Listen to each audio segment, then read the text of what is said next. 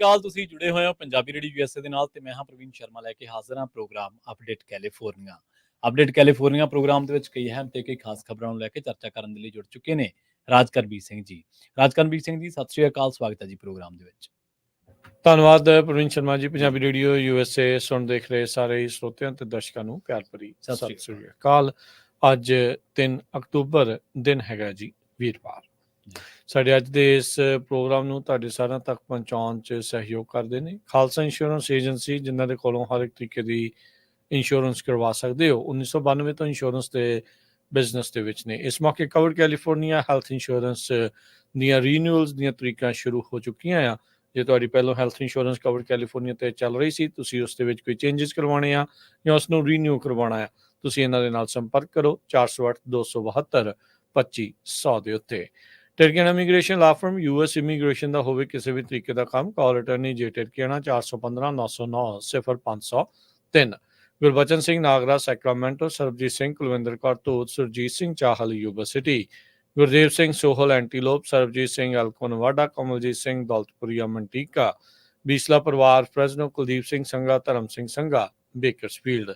ਇਹਨਾਂ ਸਾਰਿਆਂ ਦਾ ਧੰਨਵਾਦ। ਜੇ ਤੁਸੀਂ ਵੀ ਇਸ ਪ੍ਰੋਗਰਾਮ ਨੂੰ ਸਪਾਂਸਰ ਕਰਨਾ ਚਾਹੁੰਦੇ ਹੋ, ਸੰਪਰਕ ਕਰੋ 408-722-7698 ਦੇ ਉੱਤੇ। ਪ੍ਰਵੀਨ ਜੀ, ਖਬਰਾਂ ਦੀ ਸ਼ੁਰੂਆਤ ਕਰਦੇ ਹਾਂ। ਪਹਿਲੀ ਜਿਹੜੀ ਖਬਰ ਆ ਹੀਟ ਵੇਵ ਨੂੰ ਲੈ ਕੇ ਆ।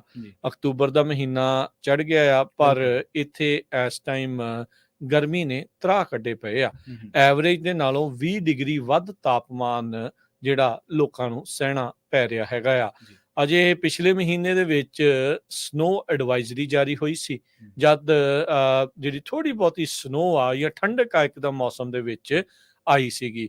ਪਰ ਹੁਣ ਆਪਣੇ ਜਿਹੜੇ ਕੈਲੀਫੋਰਨੀਆ ਦੇ ਵਿੱਚ above average, above normal temperatures ਲਗਾਤਾਰ ਕਹਿੰਦੇ ਨਰਦਰਨ ਕੈਲੀਫੋਰਨੀਆ ਤੋਂ ਸਦਰਨ ਕੈਲੀਫੋਰਨੀਆ ਪੂਰੇ ਹੀ ਜਿਹੜੇ ਉਸਨੇ ਹਾਹਾਕਾਰ ਜਿਹੜੀ ਉਹ ਮਚਾਈ ਹੈਗੀ ਆ। ਸੈਕਰਾਮੈਂਟੋ, ਸਟਾਕਟਨ, ਮੋਡੈਸਟੋ ਵਾਲੇ ਇਲਾਕਿਆਂ ਦੇ ਵਿੱਚ 90 ਤੋਂ 100 ਡਿਗਰੀ ਤੱਕ ਤਾਪਮਾਨ ਰਿਹਾ, ਜਦ ਕਿ ਆਪਣੇ ਇੱਧਰ ਫਰੈਜ਼ਨੋ ਤੋਂ ਲੈ ਕੇ ਥੱਲੇ ਸੈਂਡੀਏਗੋ ਤੱਕ ਐਲੀ ਦੇ ਵਿੱਚ ਜਿਹੜਾ ਉਹ 100 ਡਿਗਰੀ ਤੋਂ ਉੱਤੇ ਤਾਪਮਾਨ ਰਿਹਾ, ਜੋ ਕਿ ਇੱਥੋਂ ਦੀ ਐਵਰੇਜ ਦੇ ਨਾਲੋਂ ਤਕਰੀਬਨ 20 ਡਿਗਰੀ ਤਾਪਮਾਨ ਵੱਧ ਜਿਹੜਾ ਉਹ ਸੀਗਾ। ਸੋ ਜ਼ਿਆਦਾਤਰ ਇਸ ਮੌਕੇ 80s ਦੇ ਵਿੱਚ ਟੈਂਪਰੇਚਰ ਜਿਹੜਾ ਉਹ ਚਲਿਆ ਜਾਂਦਾ ਆ। ਪਰ ਅਕਤੂਬਰ ਮਹੀਨੇ ਦੇ ਵਿੱਚ ਮੈਨੂੰ ਲੱਗਦਾ ਵੀ ਜਦੋਂ ਤੋਂ ਮੈਂ ਇੱਥੇ ਆ ਪਹਿਲੀ ਵਾਰੀ ਜਿਹੜੇ ਆ ਉਹ ਆਪਾਂ ਨੂੰ ਰਾਤ ਨੂੰ ਹੀ ਜਿਹੜੇ ਕਹਿ ਸਕਦੇ ਆ ਵੀ AC ਵਗੈਰਾ ਲਾ ਕੇ ਜਿਹੜਾ ਉਹ ਚਲਾਉਣਾ ਜਿਹੜੇ ਉਹ ਪਏ ਹੈਗੇ ਆ। ਸੋ ਲੇਟ ਹੀਟ ਵੇਵ ਦੇ ਨਾਲ ਇਸ ਦਾ ਖੇਤੀਬਾੜੀ ਦੇ ਉੱਤੇ, ਆਮ ਜਿਹੜੇ ਜੀਵਨ ਦੇ ਉੱਤੇ, ਲੋਕਾਂ ਦੇ ਉੱਤੇ ਜਿਹੜਾ ਇਸ ਦਾ ਕੀ ਅਸਰ ਪਊਗਾ,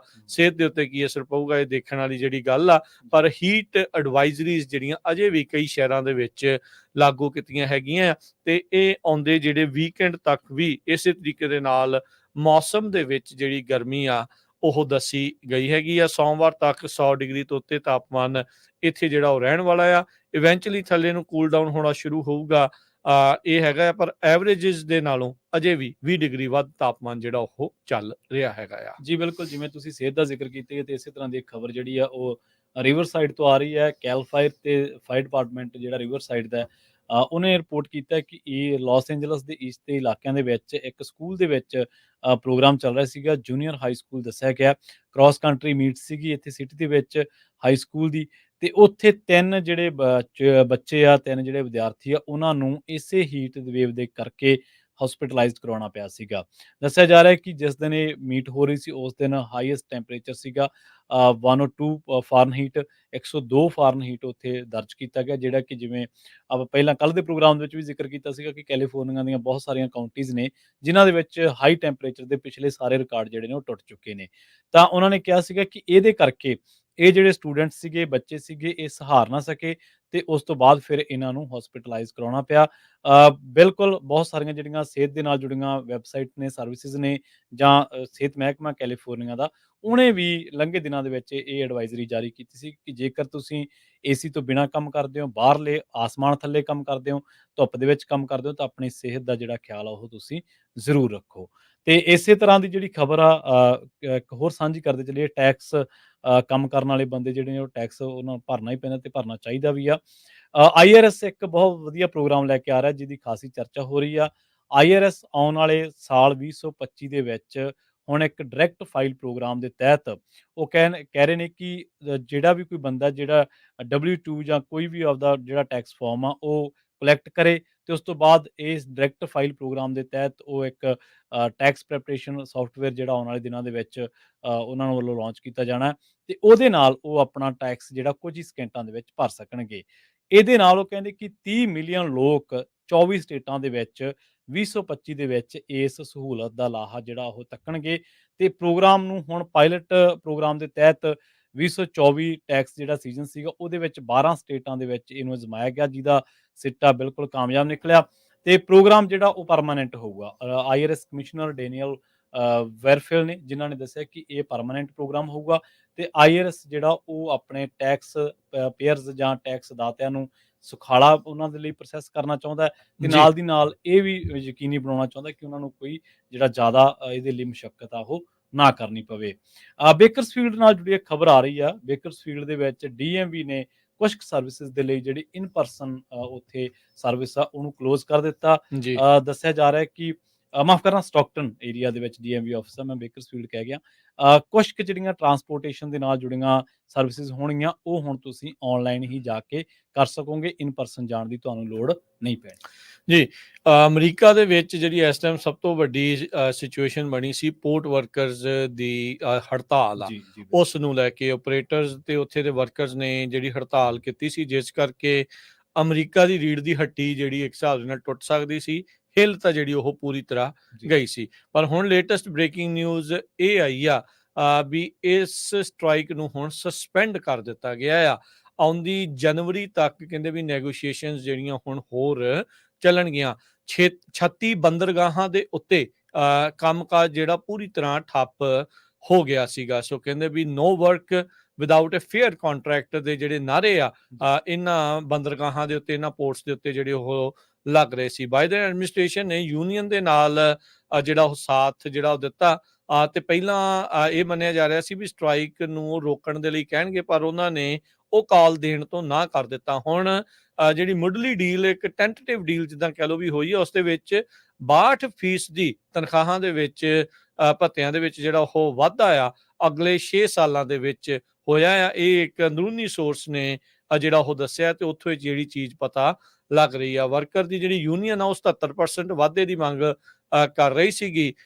ਉਹਨਾਂ ਨੇ ਇਸ ਤੋਂ ਪਹਿਲਾਂ ਜਿਹੜੇ 50% ਹਾਈਕ ਦੀ ਵੀ ਜਿਹੜੀ ਉਹ ਗੱਲ ਕੀਤੀ ਸੀ। ਇਸ ਡੀਲ ਦੇ ਨਾਲ ਜਿਹੜਾ ਸਭ ਤੋਂ ਵੱਡਾ ਕੰਮਕਾਜ ਠੱਪ ਹੋਇਆ ਸੀ ਉਸ ਨੂੰ ਮੁੜ ਜਿਹੜਾ ਉਹ ਚਾਲੂ ਕੀਤਾ ਜਾਊਗਾ। ਕਹਿੰਦੇ ਵੀ ਪਿਛਲੇ 5 ਜਿਹੜਾ ਦਹਾਕਿਆਂ ਦੇ ਵਿੱਚ 50 ਸਾਲਾਂ ਦੇ ਵਿੱਚ ਪਹਿਲੀ ਵਾਰੀ ਐਡੇ ਵੱਡੇ ਪੱਧਰ ਦੇ ਉੱਤੇ ਜਿਹੜੀ ਸਟ੍ਰਾਈਕ ਆ ਇਹ ਹੋਈ ਸੀ। ਕੰਟੇਨਰਸ਼ਿਪ ਕਹਿੰਦੇ ਵੀ ਮੇਨ ਤੋਂ ਲੈ ਕੇ ਟੈਕਸਸ ਤੱਕ ਸਾਰੇ ਪਾਸੇ ਹੀ ਜਿਹੜਾ ਕੰਮਕਾਜ ਠੱਪ ਹੋ ਜਾਣਾ ਸੀ। ਇਸ ਦਾ ਅਸਰ ਆਲਰੇਡੀ ਵੈਸਟ ਕੋਸਟ ਦੇ ਉੱਤੇ ਪੈਣਾ ਸ਼ੁਰੂ ਹੋ ਚੁੱਕਾ ਸੀ, ਪਰ ਇਸ ਜਿਹੜੀ ਸਟ੍ਰਾਈਕ ਨੂੰ ਸਸਪੈਂਡ ਕਰਨ ਦੇ ਉੱਤੇ ਲੋਕਾਂ ਨੇ ਇੱਕ ਹਿਸਾਬ ਦੇ ਨਾਲ ਤੇ ਸਰਕਾਰ ਨੇ ਵੀ ਸੁੱਖ ਦਾ ਸਾਹ ਜਿਹੜਾ ਉਹ ਲਿਆ ਹੈਗਾ ਆ। ਸੋ ਦੋਨੋਂ ਜਿਹੜੀਆਂ ਕਹਿੰਦੇ ਵੀ ਧਿਰਾਂ ਨੇ ਸਟੇਟਮੈਂਟ ਜਾਰੀ ਕਰਦੇ ਹੋਏ ਕਿਹਾ ਆ ਵੀ ਉਹ ਐਕਸਟੈਂਡ ਕਰਨਗੇ ਆਪਣਾ ਮਾਸਟਰ ਕੰਟਰੈਕਟ 15 ਜਨਵਰੀ 2025 ਤੱਕ ਤੇ ਉਸ ਤੋਂ ਬਾਅਦ ਦੇ ਵਿੱਚ ਮੁੜ ਦੁਬਾਰਾ ਜਿਹੜੀ ਨੈਗੋਸ਼ੀਏਸ਼ਨ ਆ ਉਹ ਜਿਹੜੀ ਇਸ ਦੇ ਵਿੱਚ ਚੱਲੂਗੀ। ਸੋ ਯੂਨੀਅਨ ਨੇ ਕਿਹਾ ਆ ਵੀ ਇਫੈਕਟਿਵ ਇਮੀਡੀਏਟਲੀ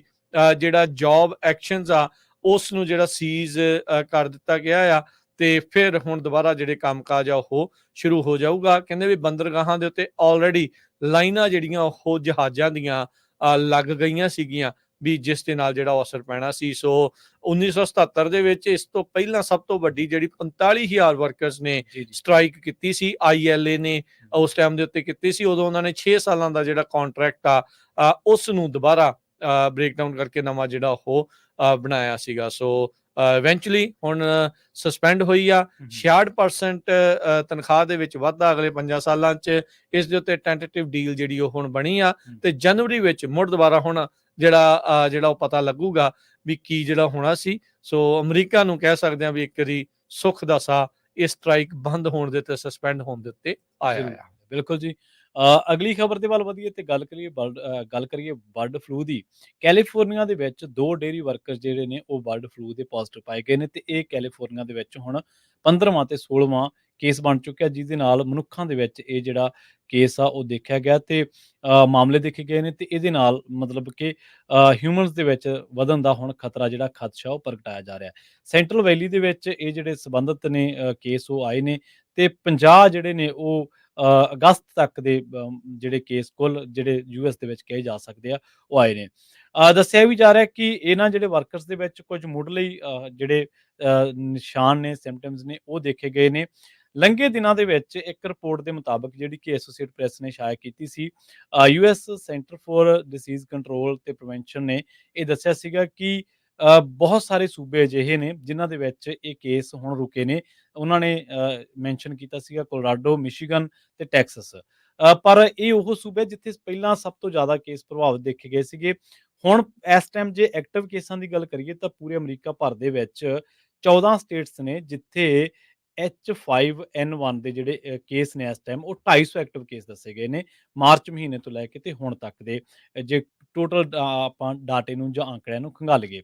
ਹੁਣ ਦੂਜੇ ਪਾਸੇ ਜਿਹੜੀਆਂ ਹੈਲਥ ਦੇ ਨਾਲ ਜੁੜੇ ਡਿਪਾਰਟਮੈਂਟਸ ਨੇ ਉਹਨਾਂ ਨੇ ਇਹ ਗੱਲ ਕਹੀ ਆ ਕਿ ਜਿਹੜੀ ਆਉਣ ਵਾਲੇ ਟਾਈਮ ਦੇ ਵਿੱਚ ਮਿਜ਼ੂਰੀ ਤੇ ਹੋਰ ਜਿਹੜੇ ਇਲਾਕੇ ਨੇ ਉੱਥੇ ਹੁਣ ਇਹ ਜਿਹੜੇ ਕੇਸ ਨੇ ਉਹ ਵਧਣ ਦਾ ਖਦਸ਼ਾ ਜਿਹੜਾ ਪ੍ਰਗਟਾਇਆ ਜਾ ਰਿਹਾ ਹੈ। ਜਿਹੜੇ ਕੈਲੀਫੋਰਨੀਆ ਦੇ 2 ਨੇ ਇਹਨਾਂ ਦੇ ਬਾਰੇ ਕਿਹਾ ਜਾ ਰਿਹਾ ਕਿ ਇਹ ਹੋਰ ਕਿਸੇ ਜ਼ਿਆਦਾ ਲੋਕਾਂ ਦੇ ਸੰਪਰਕ ਦੇ ਵਿੱਚ ਨਹੀਂ ਆਏ ਤੇ ਇਸ ਕਰਕੇ ਇਹ ਨਹੀਂ ਕਹਿ ਸਕਦੇ ਕਿ ਹੁਣ ਬਹੁਤ ਤੇਜ਼ੀ ਨਾਲ ਫੈਲੂਗਾ। ਹਾਂ, ਉਹਨਾਂ ਨੇ ਇਹ ਜ਼ਰੂਰ ਕਿਹਾ ਕਿ ਜਿਹੜੇ ਹੋਰ ਡੇਅਰੀ ਜਿੰਨੀਆਂ ਵੀ ਨਾਲ ਜੁੜੇ ਡੇਅਰੀ ਦੇ ਕਾਰੋਬਾਰ ਦੇ ਨਾਲ ਜੁੜੇ ਲੋਕ ਨੇ ਉਹਨਾਂ ਨੂੰ ਇਹਤਿਆਤ ਜਿਹੜਾ ਉਹ ਜ਼ਰੂਰ ਵਰਤਣਾ ਚਾਹੀਦਾ ਹੈ। ਜੀ। ਅਗਲੀ ਜਿਹੜੀ ਪ੍ਰਵੀਨ ਜੀ ਗੱਲ ਜੀ। ਕਰਦੇ ਜਾਈਏ, ਇੱਕ ਨਿਊਯਾਰਕ ਵਾਲੇ ਪਾਸਿਓਂ ਈਸਟ ਕੋਸਟ ਤੋਂ ਖਬਰ ਜਾਰੀ ਆ ਰਹੀ ਆ। ਨੈਸੂਈ ਦੀ ਪੁਲਿਸ ਨੇ ਇੱਕ ਪ੍ਰਭਲਿਨ ਕੌਰ ਦੀ ਨਾਂ ਦੀ ਜਿਹੜੀ ਬੀਬੀ ਆ ਗਾਰਡਨ ਸਿਟੀ ਦੀ 37 ਸਾਲਾਂ ਦੀ, ਉਸ ਨੂੰ ਗ੍ਰਿਫਤਾਰ ਕੀਤਾ ਆ। ਆਈ ਥਿੰਕ ਇਹਦੇ ਕੋਲੋਂ ਜਿਹੜਾ ਜੋ ਪੁਲਿਸ ਨੇ ਨਿਊਜ਼ ਰਿਪੋਰਟ ਦੇ ਵਿੱਚ ਜਿਹੜਾ ਉਹ ਛਾਇਆ, ਕਹਿੰਦੇ ਵੀ ਇਹਦੇ ਕੋਲ ਗੁਰੂ ਗ੍ਰੰਥ ਸਾਹਿਬ ਸੀਗਾ, ਜੀ। ਇਲੀਗਲੀ ਜਿਹੜਾ ਇਸਨੇ ਪੋਜੈਸ ਕੀਤਾ ਹੋਇਆ ਸੀਗਾ। ਇਸਨੇ ਦਰਵਾਜ਼ਾ ਖੋਲਣ ਤੋਂ ਨਾ ਕੀਤੀ, ਫਿਰ ਐਮਰਜੈਂਸੀ ਸਰਵਿਸ ਯੂਨਿਟ ਆਫੀਸਰਸ ਇਸ ਦੇ ਘਰ ਦੇ ਵਿੱਚ ਗਏ, ਇਸ ਨੂੰ ਗ੍ਰਿਫਤਾਰ ਜਿਹੜਾ ਉਹ ਕਰ ਲਿਆ ਗਿਆ ਤੇ ਉੱਥੇ ਜਿਹੜੀ ਸਿੱਖ ਕਮਿਊਨਿਟੀ ਆ ਉਸ ਨੂੰ ਬਾਅਦ ਦੇ ਵਿੱਚ ਆਦਰ ਸਹਿਤ ਗੁਰੂ ਗ੍ਰੰਥ ਸਾਹਿਬ ਜਿਹੜੇ ਉਹ ਵਾਪਸ ਕਰ ਦਿੱਤੇ ਗਏ ਆ। ਸੋ ਕਹਿੰਦੇ ਵੀ ਜਿਹੜੀ ਪ੍ਰਭਲਿਨ ਕੌਰ ਆ ਇਸ ਦੇ ਉੱਤੇ 4th ਡਿਗਰੀ ਗ੍ਰੈਂਡ ਲਾਰਸਨੀ ਦੇ ਜਿਹੜੇ ਚਾਰजेस ਆ ਉਹ ਲਗਾਏ ਗਏ ਆ ਤੇ ਇਸ ਨੂੰ ਫਸਟ ਡਿਸਟ੍ਰਿਕਟ ਕੋਰਟ ਦੇ ਵਿੱਚ ਪੇਸ਼ ਕੀਤਾ ਜਾਊਗਾ। ਸੋ ਗ੍ਰੈਂਡ ਲਾਰਸਨੀ ਦਾ ਮਤਲਬ ਹੁੰਦਾ ਵੀ ਜਿਸ ਦੀ ਕੋਈ ਕੀਮਤ ਨਹੀਂ ਜਿਹੜੀ ਹੁੰਦੀ, ਉਸ ਦੀ ਜਿਹੜੀ ਚੋਰੀ ਦਾ ਜਿਹੜਾ ਦੋਸ਼ ਹੋਵੇ ਤਾਂ ਉਹ ਜਿਹੜੇ ਚਾਰजेस ਹੁੰਦੇ ਆ। ਸੋ ਜਿੱਦਾਂ ਆਪਾਂ ਨੂੰ ਪਤਾ ਵੀ ਗੁਰੂ ਗ੍ਰੰਥ ਸਾਹਿਬ ਜੀ ਦੀ ਕੋਈ ਵੀ ਕੀਮਤ ਨਹੀਂ ਆ, ਉਹ ਬੇਸ਼ਕੀਮਤੀ ਆ ਤੇ ਆਪਣੇ ਉਹ ਗੁਰੂ ਨੇ, ਲਿਵਿੰਗ ਗੁਰੂ ਨੇ, ਤੇ ਉਹਨਾਂ ਨੂੰ ਜਿਹੜਾ ਉਹ ਧੱਕੇ ਦੇ ਨਾਲ ਉਸਨੇ ਆਪਣੀ ਪੋਜੈਸ਼ਨ ਦੇ ਵਿੱਚ ਰੱਖਿਆ ਸੀ। ਇਹ ਜਿਹੜੇ ਇਸ ਦੇ ਉੱਤੇ ਦੋਸ਼ ਸੀਗੇ ਤੇ ਆਈ ਥਿੰਕ ਉੱਥੋਂ ਦੀ ਕਮਿਊਨਿਟੀ ਚਾਹੁੰਦੀ ਸੀ ਵੀ ਉਹ ਵਾਪਸ ਜਿਹੜੇ ਉੱਥੋਂ ਲੈ ਕੇ ਆਉਣਾ। ਸੋ ਉਸ ਨੂੰ ਇਵੈਂਚੁਅਲੀ ਗ੍ਰਿਫਤਾਰ ਕਰ ਲਿਆ ਗਿਆ ਤੇ ਜਿਹੜੇ ਗੁਰੂ ਗ੍ਰੰਥ ਸਾਹਿਬ ਆ ਉਹ ਵਾਪਸ ਸਿੱਖ ਕਮਿਊਨਿਟੀ ਨੂੰ ਜਿਹੜੇ ਉਹ ਦੇ ਦਿੱਤੇ ਗਏ ਹੈਗੇ ਨੇ। ਜੀ ਬਿਲਕੁਲ।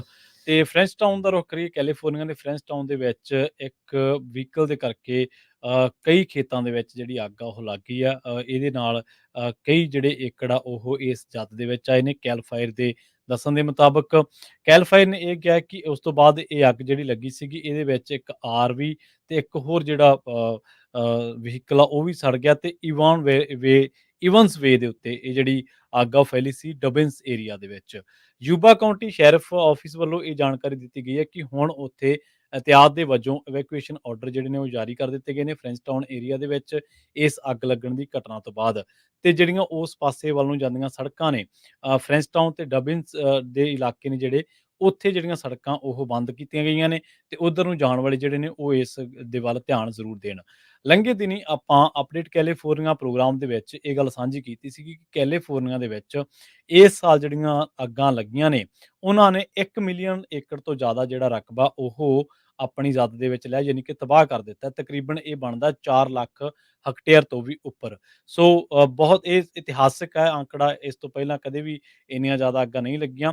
ਸੋ ਇੱਥੇ ਵੀ ਜਿਹੜੇ ਇਵੈਕੂਏਸ਼ਨ ਦੇ ਆਰਡਰ ਨੇ ਉਹ ਜਾਰੀ ਕਰ ਦਿੱਤੇ ਗਏ ਨੇ ਤੇ ਕਿਹਾ ਗਿਆ ਅਥਾਰਟੀਜ਼ ਦੇ ਵੱਲੋਂ, ਕੈਲ ਫਾਇਰ ਦੇ ਵੱਲੋਂ ਜਾਂ ਯੂਬਾ ਕਾਉਂਟੀ ਜਿਹੜਾ ਸ਼ੈਰਿਫ ਆ ਉਹਨੇ ਕਿਹਾ ਕਿ ਇੱਧਰ ਨੂੰ ਜਿਹੜਾ ਸਫ਼ਰ ਆ ਇਹਨਾਂ ਇਲਾਕਿਆਂ ਦੇ ਵੱਲ ਨੂੰ ਉਹ ਨਾ ਕੀਤਾ ਜਾਵੇ। ਜੀ। ਕੈਲੀਫੋਰਨੀਆ ਕਹਿੰਦੇ ਮਿਲੀਅਨਸ ਆਫ ਡਾਲਰ ਜਿਹੜੇ ਸਟੋਲਨ ਵੇਜਸ ਉਸ ਦੇ ਵਿੱਚ ਕਲੈਕਟ ਤਾਂ ਕਰਦਾ ਆ, ਪਰ ਉਹਨਾਂ ਨੂੰ ਉਹ ਵਰਕਰ ਕਾਮੇ ਨਹੀਂ ਲੱਭਦੇ ਜਿਨ੍ਹਾਂ ਨੂੰ ਇਹ ਪੇ ਕਰਨੇ ਹੁੰਦੇ ਆ। ਸੋ ਕਹਿੰਦੇ ਵੀ ਸਾਲ ਹੋ ਗਿਆ ਕੈਲੀਫੋਰਨੀਆ ਨੇ ਇੱਕ ਬਹੁਤ ਵੱਡਾ ਮੇਜਰ ਵੇਜ ਥੈਫਟ ਕੇਸ ਜਿਹੜਾ ਚੀਜ਼ ਕੇਕ ਫੈਕਟਰੀ ਦੇ ਨਾਲ ਸੰਬੰਧਿਤ ਸੀਗਾ, ਉਸ ਨੂੰ ਸੈਟਲ ਜਿਹੜਾ ਉਹ ਕੀਤਾ ਸੀ।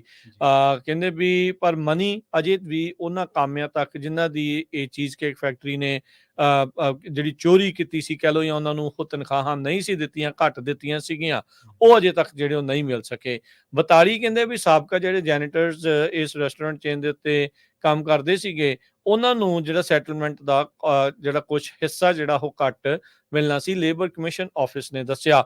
ਹੁਣ ਤੱਕ ਕਹਿੰਦੇ ਵੀ ਹੁਣ ਤੱਕ ਸਿਰਫ 42 ਲੱਭੇ ਆ, ਸੌਰੀ 500 ਤੋਂ ਵੱਧ ਸੀਗੇ ਜਿਹੜੇ ਅਜੇ ਤੱਕ ਵੀ ਉਹਨਾਂ ਨੂੰ ਮਿਲੇ ਨਹੀਂ ਆ। ਸੋ $7 ਲੱਖ, $1 ਮਿਲੀਅਨ ਦੇ ਵਿੱਚੋਂ ਜਿਹੜੀ ਸੈਟਲਮੈਂਟ ਹੋਈ ਸੀ ਉਹ ਅਜੇ ਵੀ ਅਨਕਲੇਮਡ ਪਈ ਹੈਗੀ ਆ। ਸੋ ਜੇ ਕਿਸੇ ਨੇ ਚੀਜ਼ ਕੇਕ ਫੈਕਟਰੀ 'ਚ ਪਿਛਲੇ ਸਾਲਾਂ 'ਚ ਕੰਮ ਕੀਤਾ ਆ, ਉਹ ਜਾ ਕੇ ਜਿਹੜੇ ਆ ਖਾਸ ਕਰਕੇ ਜਿਹੜੇ ਜੈਨੀਟਰੀਅਲ ਜਿਨ੍ਹਾਂ ਨੇ ਕੰਮ ਕੀਤਾ ਸੀ, ਉਹ ਜਾ ਕੇ ਅਨਕਲੇਮਡ ਪ੍ਰਾਪਰਟੀ ਤੋਂ ਜਿਹੜਾ ਕੈਲੀਫੋਰਨੀਆ ਦੇ ਵਿੱਚ ਆ ਉਸ ਨੂੰ ਜਿਹੜਾ ਉਹ ਲੱਭ ਸਕਦੇ ਆ, ਉਹ ਦੁਬਾਰਾ ਜਿਹੜਾ ਉਸ ਨੂੰ ਲੈ ਸਕਦੇ ਆ। ਕਹਿੰਦੇ ਵੀ ਓਵਰ ਟਾਈਮ ਉਹਨਾਂ ਨੇ ਡਿਨਾਈ ਜਿਹੜਾ ਉਹ ਕੀਤਾ ਸੀਗਾ। ਇਹ ਕਹਿੰਦੇ ਵੀ ਰੈਸਟ ਬ੍ਰੇਕਸ ਦੇ ਦੌਰਾਨ ਇਹ 8 ਜਿਹੜੀਆਂ ਸੈਨ ਡਿਏਗੋ ਤੇ ਔਰੰਜ ਕਾਉਂਟੀ ਦੇ ਰੈਸਟੋਰੈਂਟਸ ਦੇ ਨਾਲ ਜਿਹੜਾ ਉਹ ਸੰਬੰਧਿਤ ਸੀਗਾ। ਜੀ ਬਿਲਕੁਲ। ਕਈ ਉਹਨਾਂ ਨੇ ਇਲਾਕੇ ਵੀ ਦੱਸੇ ਨੇ ਸੈਨ ਡਿਏਗੋ ਤੋਂ ਇਲਾਵਾ ਹੋਰ ਕਈ ਇਲਾਕੇ ਜਿੱਥੇ ਮਤਲਬ ਜਿੱਥੇ ਇਹਨਾਂ ਫੈਕਟਰੀਆਂ ਦੇ ਵਿੱਚ ਕੰਮ ਕਰਦੇ ਲੋਕ ਸੀਗੇ, ਜਿਹੜੇ ਉਹਨਾਂ ਦੇ ਨਾਲ ਜੁੜੇ ਮਾਮਲੇ ਨੇ। ਸੈਨ ਹੋਜ਼ੇ ਦਾ ਰੁੱਖ ਕਰਦੇ ਹਾਂ ਆਪਾਂ। ਬੇ ਏਰੀਏ ਦੇ ਵਿੱਚ ਜਿਹੜਾ ਵਾਧਾ ਕ੍ਰਾਈਮ ਆ ਲਗਾਤਾਰ ਚਰਚਾ ਦਾ ਵਿਸ਼ਾ ਬਣਿਆ ਰਹਿੰਦਾ ਹੈ। ਹੁਣ ਸੈਨ ਹੋਜ਼ੇ ਦਾ ਇੱਕ ਹਿੱਸਾ ਜਿਹੜਾ ਵਸੋਂ ਦਾ, ਉਹ ਮੇਲ ਬਾਕਸ ਚੋਰੀ ਦੀਆਂ ਘਟਨਾਵਾਂ ਵੱਧ ਰਹੀਆਂ ਨੇ ਜਿਹੜੀਆਂ, ਉਹਨਾਂ ਤੋਂ ਖਾਸਾ ਪਰੇਸ਼ਾਨ ਹੈ। ਇਹਨਾਂ ਨੇ ਕਿਹਾ ਕਿ ਜਿਹੜੇ ਕਮਿਊਨੀਕੇਸ਼ਨ ਹਿੱਲ ਕਮਿਊਨਿਟੀ ਹੈ ਜਿਹੜੀ, ਉੱਥੇ ਤਾਂ ਲੰਘੇ ਦਿਨਾਂ ਦੇ ਵਿੱਚ ਇਹਨਾਂ ਵਾਰਦਾਤਾਂ ਦੇ ਵਿੱਚ ਖਾਸਾ ਜਿਹੜਾ ਵਾਧਾ ਉਹ ਦਰਜ ਕੀਤਾ ਜਾ ਰਿਹਾ। ਇੱਕ ਟਰੱਕ ਦੇਖਿਆ ਗਿਆ, ਇੱਕ ਵੀਡੀਓ ਫੁਟੇਜ ਜਿਹੜੀ ਉਹ ਰਿਲੀਜ਼ ਕੀਤੀ ਗਈ ਹੈ। ਇੱਕ ਟਰੱਕ ਦੇਖਿਆ ਗਿਆ ਜਿਹਦੇ ਵਿੱਚ ਕੁਛ ਲੋਕ ਉਤਰਦੇ ਨੇ 2, ਤੇ ਉਹ ਮੇਲ ਬਾਕਸ ਜਿਹੜੇ ਕਿ ਆਂਢ ਗੁਆਂਢ ਦੇ ਨੇ, ਉਹ ਇਹਨਾਂ ਇਲਾਕਿਆਂ ਦੇ ਵਿੱਚੋਂ ਚੋਰੀ ਕਰਕੇ ਲੈ ਜਾਂਦੇ ਨੇ। ਮੋਨਿਕਾ ਫਿਨੇ ਜਿਹੜੇ ਇਹਨਾਂ ਇਲਾਕਿਆਂ ਦੇ ਵਿੱਚ ਹੀ ਵਸਦੇ ਨੇ, ਤੇ ਉਹਨਾਂ ਨੇ ਕਿਹਾ ਕਿ ਪਿਛਲੇ ਕੁਝ ਸਾਲਾਂ ਤੋਂ ਇਹ ਜਿਹੜਾ ਰੁਝਾਨ ਹੈ ਉਹ ਖਾਸਾ ਦੇਖਣ ਨੂੰ ਮਿਲ ਰਿਹਾ, ਤੇ ਚੋਰੀਆਂ ਵੀ ਖਾਸੀਆਂ ਜਿਹੜੀਆਂ ਵਧੀਆਂ ਨੇ। ਪੋਸਟਲ ਇੰਸਪੈਕਟਰ ਨੇ ਜਿਹੜੇ ਜੈਫ ਫਿਚ, ਉਹਨਾਂ ਨੇ ਕਿਹਾ ਕਿ ਇਹ ਜਿਹੜੇ ਕ੍ਰਾਈਮ ਨੇ ਕ੍ਰਿਟੀਕਲ ਨੇ, ਕਿਉਂਕਿ ਜਿਹੜੀ ਇਹ ਇਸ ਤਰ੍ਹਾਂ ਦੇ ਜਿਹੜੇ ਲੋਕ ਨੇ, ਲੋਕਾਂ ਦੀ ਕੁਛ ਖਾਸ ਚਿੱਠੀਆਂ, ਉਹਨਾਂ ਦੇ ਕੁਛ ਖਾਸ ਵਿੱਤੀ ਚੀਜ਼ਾਂ, ਜਿਹੜੀਆਂ ਵਿੱਤੀ ਲੈਟਰ ਜਿਹੜੇ ਨੇ ਹੁੰਦੇ, ਜਿਨ੍ਹਾਂ ਦੇ ਵਿੱਚ ਉਹਨਾਂ ਦੇ ਚੈਕਸ ਵਗੈਰਾ ਹੁੰਦੇ ਨੇ, ਉਹ ਜਿਹੜੇ ਚੋਰੀ ਹੋ ਜਾਂਦੇ ਨੇ। ਇਹਦੇ ਨਾਲ ਜਾਣਕਾਰੀਆਂ ਚੋਰੀ ਹੋਣ ਦਾ ਖਤਰਾ ਤਾਂ ਹਮੇਸ਼ਾ ਕਹਿੰਦੇ ਬਣਿਆ ਰਹਿੰਦਾ, ਖਾਸ ਕਰਕੇ ਬੈਂਕਸ ਦੇ ਨਾਲ ਜੁੜੀਆਂ ਜਾਣਕਾਰੀਆਂ ਜਦੋਂ ਇਹਨਾਂ ਦੇ ਵਿੱਚ ਹੁੰਦੀਆਂ ਨੇ।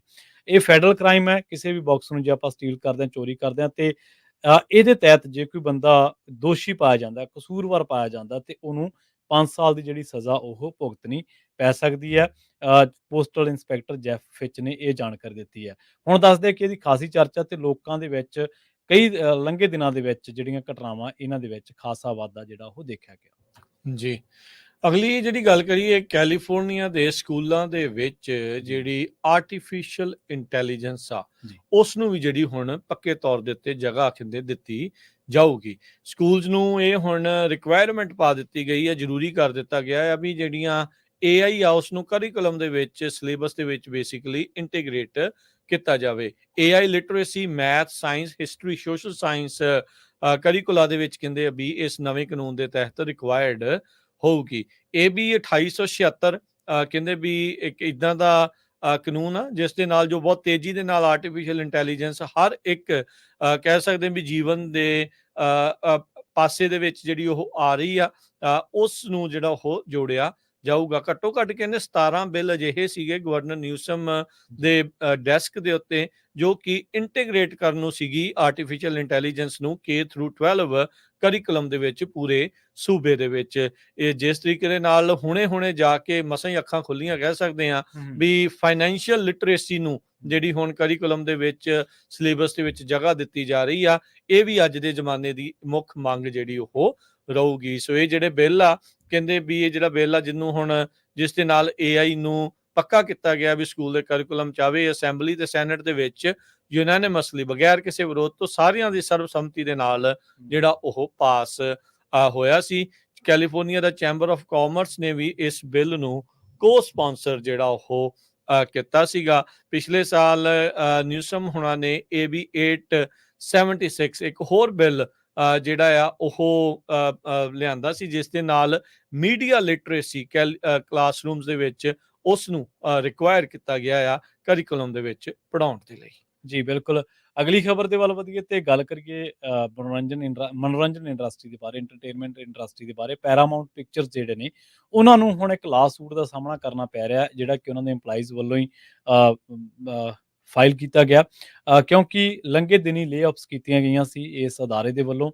ਪਰ ਉਹਦੇ ਵਿੱਚ EMPLOYEES ਦਾ ਇਹ ਦੋਸ਼ ਹੈ, 300 ਤੋਂ ਵੱਧ EMPLOYEES ਉਹਨਾਂ ਨੇ ਕਿਹਾ ਕਿ ਸਾਨੂੰ ਪ੍ਰੋਪਰ ਨੋਟਿਸ ਨਹੀਂ ਦਿੱਤਾ ਗਿਆ ਟਰਮੀਨੇਸ਼ਨ ਦਾ, ਤੇ ਇਹ ਵਾਇਲੇਸ਼ਨ ਹੈ ਸਟੇਟ ਦੇ worker adjustment and retaining notification act the.